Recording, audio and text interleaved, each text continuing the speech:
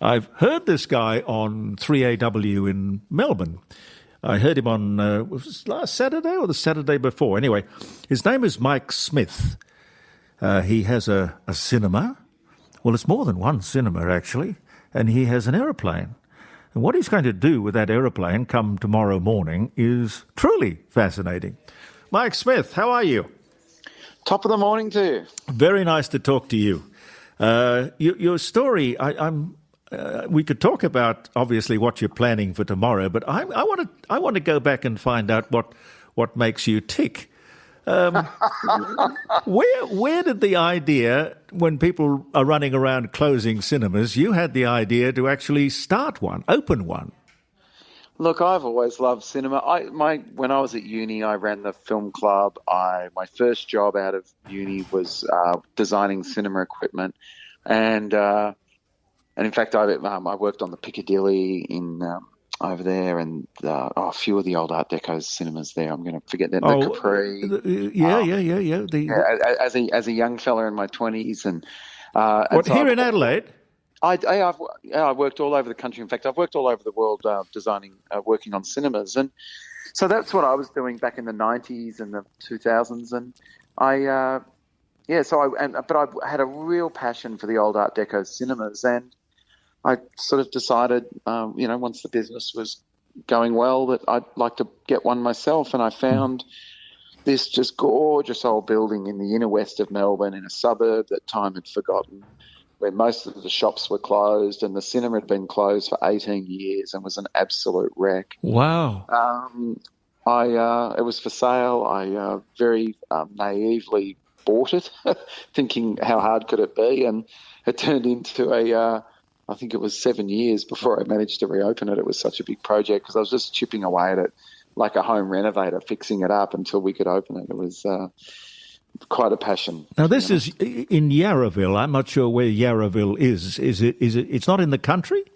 No, so Yarraville's inner west. It's near Footscray in Melbourne. Oh, yeah. Okay. Or Williamstown. It's I think it's 6 or 8 kilometres west of Melbourne. And I gather it's not one cinema. You've got several cinemas in the complex. We have now. So it was a big old 1,000-seat cinema. But look, to be commercially viable, it's pretty hard to run a single-screen cinema. So we had some land at the back. We divided the big auditorium into 4 smaller auditoriums and built 4 more out the back. But all of them... You make it sound so simple. Just built 4 more out the back. It did take several years, but but because we love the Art Deco and because we'd worked on so many cinemas for people around the world, the thing that used to break my heart is sometimes we'd go into a beautiful old country cinema that had been built in the 30s, and they divide it up and say, oh, no, we don't care about that stuff, just cover it in curtains, do this, whatever's cheap. Yeah. But we celebrated the Art Deco architecture, so we took silicon moulds off the original features that were in the building and replicated them so that as we built extra rooms, we could have that same Art Deco detailing all throughout the building, and it was magnificent. I mean, I'm very lucky I married an interior designer. So, the quality of the work was sort of assured, and we've been a great team for 30 years now, doing this work, and we are really, really proud of it. Well, you should be. I think there's something so terribly sad when I see a theatre or a cinema closed or turned into I don't know what. I mean, it's just terrible how they... A furniture store, whatever. Oh, yeah. I mean, it was what was going on. I suppose when television came along, cinemas had to, a little bit like radio, had to reinvent itself to a degree. But there's nothing... I remember my brother... He isn't with us any longer, but he ended up making movies, but he started out with this love affair with cinemas. And he got a job as a projectionist. And the smell, I can remember going into, I think it was the Melbourne Theatre in Strathfield in Sydney. And I said, what's the smell? Because I don't think I'd ever been in a cinema before. I was only a kid. And he said, oh, no, every cinema has its own smell. And I found out years later that they actually have it in bottles. Is that true? Oh, not quite, but that smell of the projection room is like the old film had a very distinct smell, It and did, yeah, even the yeah. smell they had this the cement they joined the film together, Yes. which smelled a bit like nail polish. Yes, acetate. Yeah, yeah, yeah. And there Yeah. was the carbon arc projector. Yes. Oh gosh, What, scary. what does a bio box look like today? Well, most cinemas, so most of the old existing cinemas simply moved the film projector aside. Sadly, a lot of them just went to the scrap metal in the end. Oh, terrible. But I mean, to be fair, there were 3,000 of them in Australia got replaced. So, there aren't enough home enthusiasts. So where there were homes, they were found, but the big guys would have just taken them all to the tip. Now there are no more 8-reelers. It's all on one reel, and the projector probably doesn't even look like a projector anymore. It probably looks more like a computer. Well, it's not quite that. So the digital projectors that are there are huge. They're about the size of what the old film projectors were because they have these massive lamps in them. You still need a huge light source to get this picture on the screen. So most of them are still using the big xenon bulbs with the mirrors in the back, but they're going to laser now, but they are still very big projectors. They use enormous power, sort of. It's the equivalent of having like a 15,000 watt globe going. Yeah. There's nothing like the feeling of going to a cinema, the sense of occasion, and you can't duplicate that in your living room. I agree. There are still some cinemas. So, for instance, we kept film in 2 of our screens of the 8, and we have a 70mm and a 35mm, and there's a few people who have done that, and we're keeping film alive, and the film companies will still run prints for us so that we can do special. So we've just been showing Napoleon in 70mm. We had Christopher Nolan's last film, Oppenheimer, we showed in 70mm. And it is just a wonderful thing. It really makes it an event. And if we have a 70mm print, it's not just how we show it. It means we do a program and we have someone introduce the film. The projectionist, goes down and explains why film is still such a lovely way to watch a film. And, so we turn that into an event and people come in droves for it. Mike Smith is my guest. He is the proprietor of, you call it the Sun Theatre? Yes, we do. If you hear another voice, that is the voice of Les Ellicus, who's sitting at the dining room table with me. So, yeah, good morning, Mike. I'm listening with intent what you're saying. I had the great opportunity of visiting, here in Adelaide we have Marion Shopping Centre, which is one of the largest here in Adelaide, and inside Marion is the Greater Union Megaplex. And I do believe in their heyday they had something like 30 cinemas. And I do recall being taken up there by the head projectionist who showed me the corridor where these, basically the corridor each side had 15 projectors, and one projectionist ran the entire complex because all the AI and the timing and the very interesting the way the celluloid films were spliced with all the credits and accreditations and. It's a magical business, but that you didn't stay with that. You decided to be a pilot as well. I mean, you are really living the dream. When did you learn to fly? Well, look, I was lucky. I learnt at Point Cook RAF base in Melbourne. Yep. They used to be able to learn to fly there, and I did that in my mid-30s. I'd always wanted to learn to fly, and I got to a point where I suppose instead of having a midlife crisis, or maybe it was my midlife crisis, I went and learned to fly, and I must say I'd always thought about it, but we had an office in London and Singapore, and I was flying once a month. I'd do a round trip on doing that, and it was pretty exhausting, but it's just what I had to do for work. And I always, that was back in the days when flying to London was quite laborious. And you flew yourself to London? No. I was flying with Qantas. But of course, but what I was going to say is back then, when there was only one film on the way to Singapore and another one on the way to London, it was kind of pretty boring. And I'd read a lot, and I started reading a lot about the early days of aviation. And there was I remember reading an article about the days of the flying boats, and I started reading books about it. My grandfather had been on Catalinas in World War II. So beautiful aeroplane. Beautiful wonderful. aeroplane. And so I was aware of flying boats and very conscious of their existence. But as I started reading more, so in 1938 was the first time that Qantas flew from Australia to England with commercial services, and they did it in flying boats. Yes. This was revolutionary. Instead of taking 6 weeks by sea, it only took 10 days by air. Was that a Sunderland? No, it was an Empire, a short Empire. Oh, right. Yeah, very similar to the Sunderland. But this, what I love about this story is that they, in the classic British way of approaching things, because of the luxury that people expected and the comfort on a cruise liner, they tried to do the same on the plane. So it was a 2-deck boat. Imagine it was a plane long before the A380. You had a plane about the size of a 737 with 2 decks that landed on the water, but it only had about 18 passengers. So you had big lounge chairs. They had you'd have a dining room. You'd have bunks where you could go and sleep. And there's even this great photo in the Qantas archive of them playing mini golf on the top deck.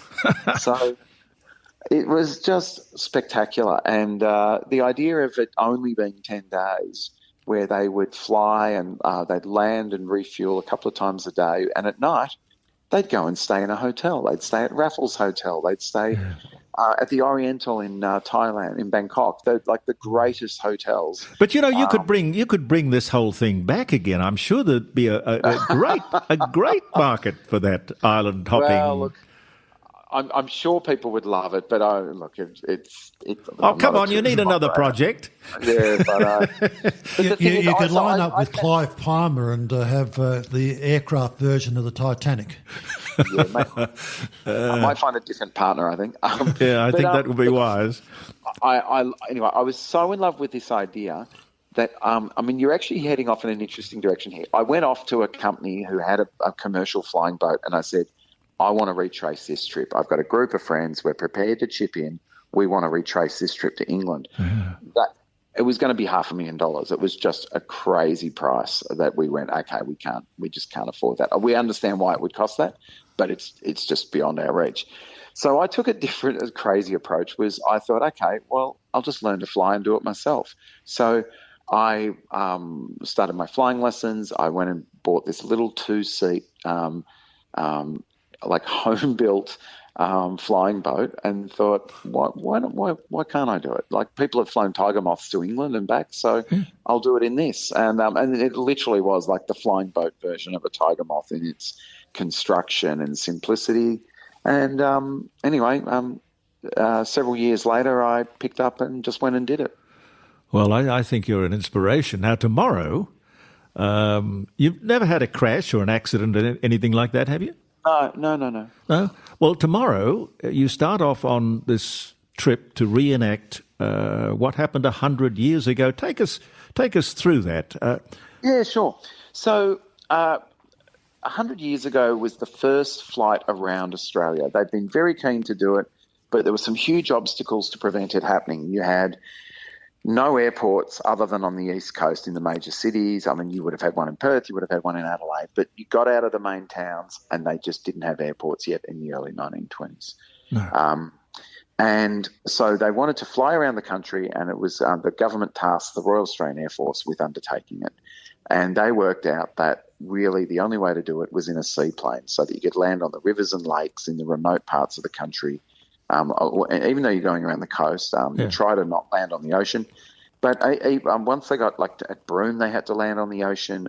Coming across the Great Australian Bight, they were landing on the ocean, and it just amazes me that they managed to do this. They had spent several months beforehand with ships, trucks, and trains delivering barrels of fuel to the coast around Australia, so that they had a plentiful fuel supply to be able to land. And it took them 44 days. They didn't fly every day. They had to deal with weather, and they also had to deal with the fact that planes 100 years ago weren't as reliable. They had a very good run, but they did twice break down and had to wait for parts to be sent. They ended up spending 10 days in Carnarvon and 7 days on Thursday Island waiting for parts to be sent. God. So but it's an exceptional trip. It was front page news around the country while it was happening. People were, listening for radio updates. It was as big as man landing on the moon at the time. And but they're a little bit forgotten to history. There was never sort of a big book written about it. There's no coffee table book about it. No.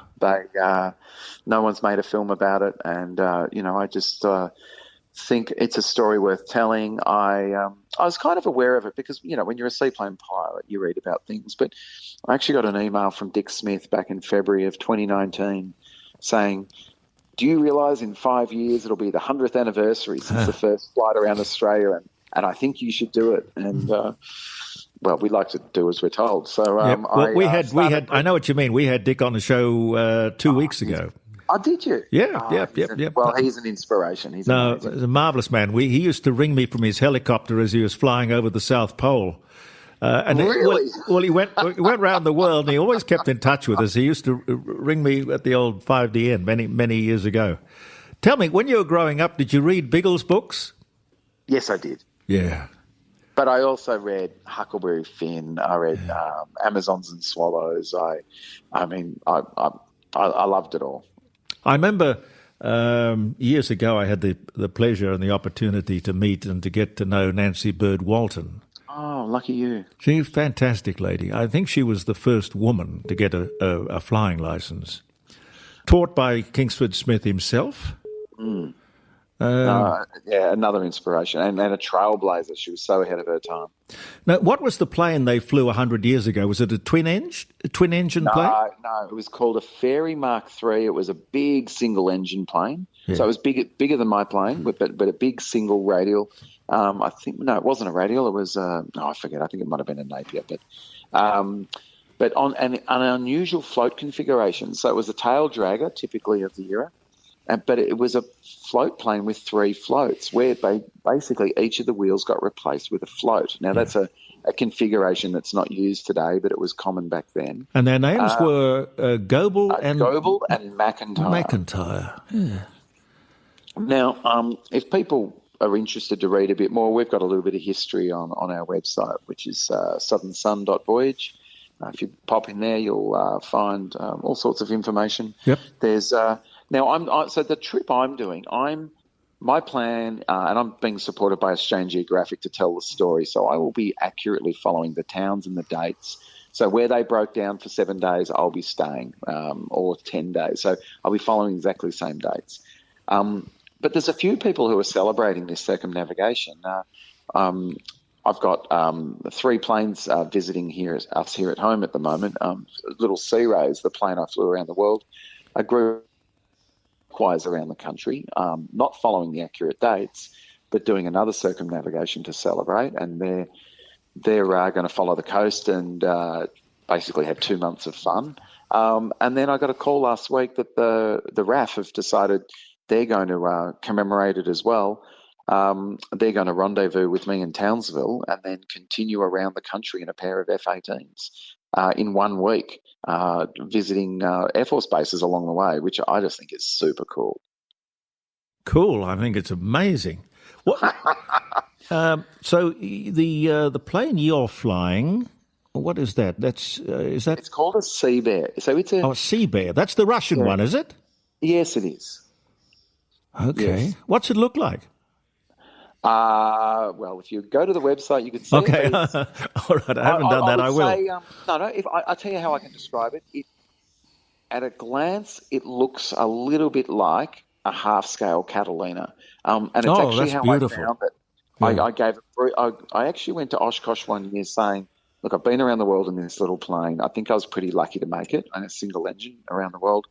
I want a twin-engine plane, but as far as I was concerned, no one was building one. And I said, I'd like to commission someone to build me a half-scale Catalina. And in my research, we found out that there is a town in Russia where in the middle of the country, a lovely town, beautiful people, where they still build flying boats. And there are 3 or 4 companies in this one town, still building flying boats. The university still teaches naval aviation design, and there are this very similar looking group of planes, which is it's a high wing, high twin engine with the door on the back. So instead of getting indoors in the side, like a station wagon, there's a big hatch on the back of the plane that opens up and you climb in and go forward. Very spacious, really good water handling capability, and quite frankly, just a magnificent aircraft. Well, I think it's wonderful. I take it that apart from the still photographs that Australian Geographic will be taking, are you going to make a movie out of this? I'm not sure if there's a movie in it. I'll tell you what we definitely will be doing. We'll be posting a daily update on Instagram, Facebook, and I'll be doing some short videos on YouTube along the way. I've kind of gone a little bit overboard. I've installed a Starlink satellite dish in the nose of the plane, right? And so that I can broadcast live as I fly along the beach, which I think will be interesting for people. It'll be like slow TV. It'll be like watching the Garn come down on that TV show.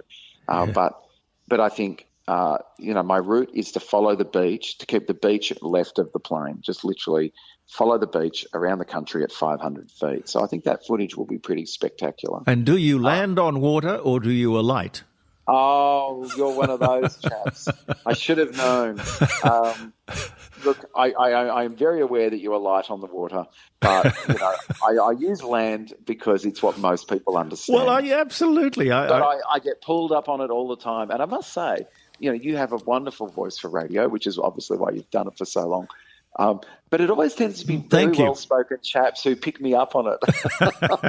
pedantic people. So from this eclectic mixture of interests that you have, including reading Biggles books, I've got a model of a Catalina, by the way. I love the look of it. I've got it hanging from the roof. They're magnificent. Oh, yes. But from all of this, you've gone to gin. Oh, you've done your research. That popped out of the page. It popped out of the page the moment I saw it. Oh, right. Well, look. How did you get to gin? So we live on a farm just outside of Melbourne. It's called Little River. So it's between Melbourne and Geelong. It's unusual that we can be so close to the city, but living on a couple of hundred acres. And we used to have sheep, but it really wasn't a big enough property to run sheep. We had this beautiful shearing shed built over 100 years ago, where we love to have parties and gatherings. And we thought, well, why don't we kind of go a bit further with this? And so we started planting crops. We harvest sugar beets and barley to make the base alcohol. So we make vodka and gin. So we've set up fermenting facilities, distilling facilities, and golly, did you know anything about it, or did you just do it?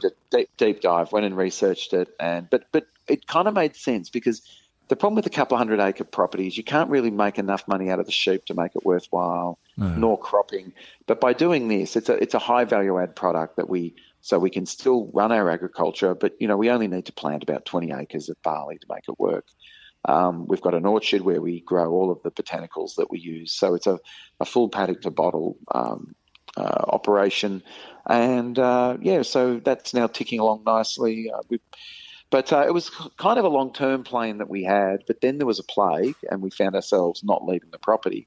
And I decided during lockdown that would be the project. I keep myself busy. And so I learned how to distill. We've now employed a full-time distiller who runs that, and he's a fabulous young chap. He went from being a pharmaceutical researcher to actually working on a COVID cure, actually. And he's got sick of living in a house and has come to make alcohol and having a great time. What do you call the gin?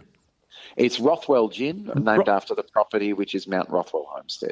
Rothwell. Good name. Good. Can we buy that here in Adelaide? Do you have national distribution? No, we don't. We are very much a boutique distillery, but it can be bought online and we ship it, anywhere in the country. So it's so you just go to Rothwell Estate Yep. It's rothwell.estate/distillery, or just search Rothwell Estate Distillery or Rothwell Distillery. It comes up pretty quickly. Mike, happy landings. You've given us so much time. Thank you very much for that. I know you. Great to have a chat. This must be sort of panic stations, because all of this, you take off tomorrow morning, I think?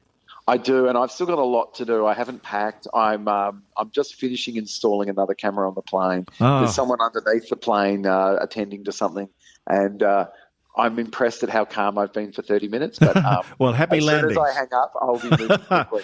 Well, great to have a chat, and thanks for taking an interest. No, I think it's absolutely fascinating, and you should sit down and write your life story. When I retire, I will do just that. How old are you, by the way? 55. Oh, you sound much younger than 55, but 55 is still very young. So you've got a lot of adventuring to do. I've got many ahead of me, yes. Well, good luck with everything you do. Thanks so much. Toodaloo. All the best.